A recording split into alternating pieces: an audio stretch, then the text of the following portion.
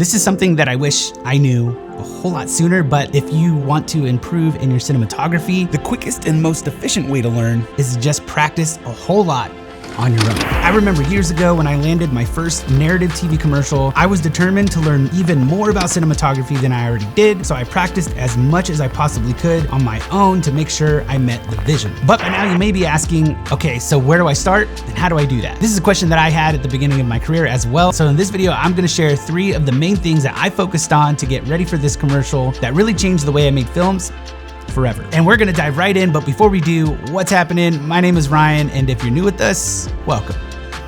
I truly appreciate you. All right, let's get it. Starting with the first one, and that is composition and framing. When you're practicing by yourself, your main assistant is probably gonna be the tripod. The good news is there are plenty of ways to get an interesting shot with just a tripod, and I have a whole video about this, so I'll link that down below if you're interested in learning more. But the cool thing is, because you're on a tripod, this frees you up from camera movement and thinking too much about the shot and being able to focus only on composition and framing. And I promise you, once you have this down, it's gonna forever change the way you see your images, and it's totally gonna enhance your footage. Now, we talked about this a little bit on the channel before, but the main focus with composition is to direct the viewer's eye to the main point of interest, whether that's the main character, or in a YouTube video, you, or an object, or something in the scene that you really want the audience to focus on because it's a major part of the story. For example, right now I am centered within the frame, and that is on purpose because I'm delivering information. And this works because even though there is a camera between us, it feels like we're having a conversation. Whereas if I were to look this way and move back a little in the corner, this feels more like I'm having a conversation with somebody else. And this is usually reserved for a interview, like say a documentary interview or corporate video or something like that. Objects and things in the frame can be used for composition techniques. So let me show you a little bit about what that looks like. The first technique I want to talk about is leading lines. Leading lines are a great way to direct the viewer's eye to the main point of interest because you are using what's in the frame naturally, like in this scene here. This is organically directing the viewer's eye to the main character. Another one is the frame within the frame. This is a really cool technique for when there's a lot going on within the scene and you just really want to box off that person. This also keeps you focused on what's happening within the character's world. It almost feels like you're in the world with them, and you kind of are feeling the emotion and the tone of what they're feeling within the scene. And the third one, angles. Camera angles are a great way to evoke emotion, evoke tone, to convey how small a character feels or how large a character feels. Or in a YouTube video, you want to really change the perspective and keep the viewer engaged by showing them what the perspective would look like from up high or down below or from an object on the table. And the cool thing is that the more you practice these things, the easier it's gonna become, and the more that you're gonna be able to identify the objects around you as things that you could use in your composition. For example, when I came out here to chop my firewood, I noticed these lines at the top of my carport, and those lines I was able to use to direct to the character. Now, these lines, of course, are at the top of the roof of the carport, so I had to go at a low angle. Now, this really works if I wanted to draw attention to the main character's emotions. Let's say he's just trying to tackle the day, or maybe he got fired from his job and he's taking his aggression out on the log. Either way, this really works because I'm at a low angle.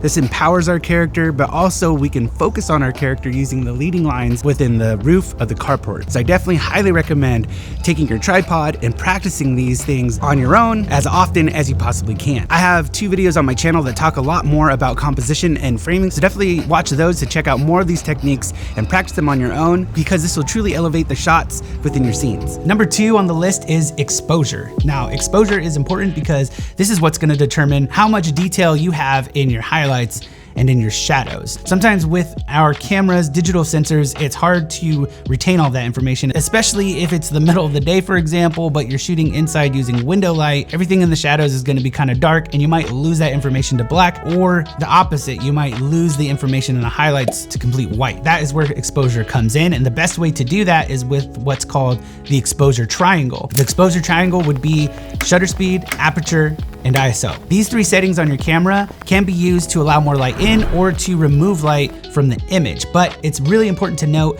that they also have an effect on the image itself. Shutter speed is how quickly your shutter is opening and closing as you're filming, and if used correctly, it can produce natural looking motion blur, which is super important if you're looking for a cinematic image. Aperture will produce a shallow depth of field or that blurry background that you see behind the subject, and ISO is a great way to allow more light in, but if used incorrectly, it can also add in a lot of noise to the image, especially when filming in low light. I usually keep my camera's native ISO as much as possible. Your camera's native ISO is gonna help to remove as much of that noise as possible and give you a cleaner image. Every camera is gonna be different. For example, my FX3 has native ISO 800 and 12,800, which is completely ridiculous, but actually super helpful in so many scenarios. I can't even tell you how many scenarios that has saved my butt. Lighting can vary, especially in very stark lighting conditions, like going from inside to outside, for example. So definitely practice adjusting these settings in those kinds of conditions. But if you are looking for a quick win, I just throw a variable ND filter on my camera, and then I use that to expose for my image. It's very simple, it's very quick.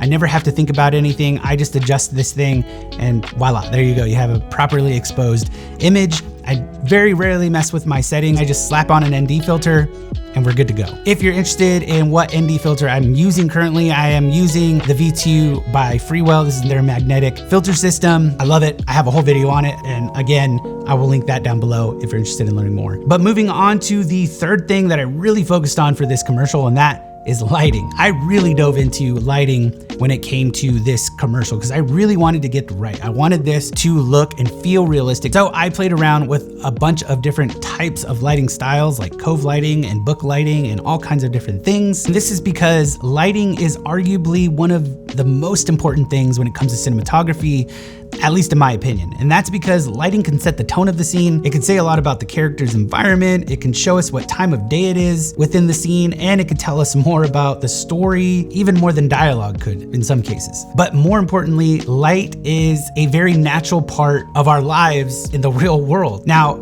there is a whole lot that goes into lighting, and I couldn't do it in just this one video, but here are a few quick and simple techniques that will also leave a huge impact. And I promise you, if you practice these often, you're gonna start to see results right away. The first is to shoot on the shadow side. Now, you've probably heard this before, but the reason why this is important and can give you that cinematic feel is because it adds a lot of depth. We watch videos and movies on a flat surface, a 2D surface, and so it's our job to make sure that our images look and feel like we're there with our characters.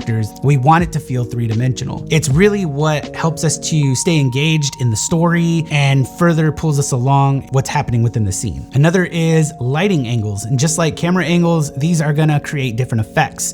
For example, if you have top-down lighting, that could look a little bit sinister versus something that's completely flat where you're completely lit, like in a makeup tutorial or something like that. Another is color temperature. Knowing color temperatures very well is a great way to set the tone and change things up. Like for example, I'm using what's called color contrast, and this is just where you take warm colors and cooler colors to create contrast, just like highlights and shadows. I'm using one light over here at 2700 Kelvin and my key light here at 5600 Kelvin, which is just pure daylight, and voila, you have color contrast. And another one is motivated lighting. Now, arguably, I would say that motivating your light is gonna be the easiest, but also the most impactful thing that you could do when it comes to lighting. This is just my opinion. This is because it makes it feel realistic. So what's an example of motivated lighting? Well, it's kind of like what I was showing you with this light here. I have a lamp right over here, right behind me, and that looks like it's lighting me up here, but it's actually the X60 over here at the same color temperature, same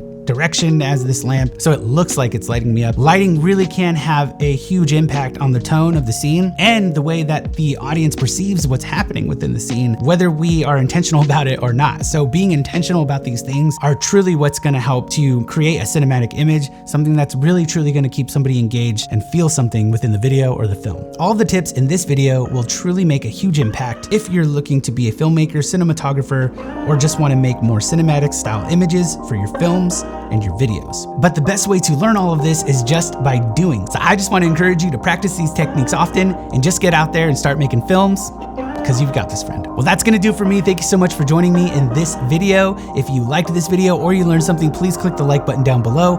Consider subscribing if you haven't already, and I'll catch you in the next one. Cheers, friend.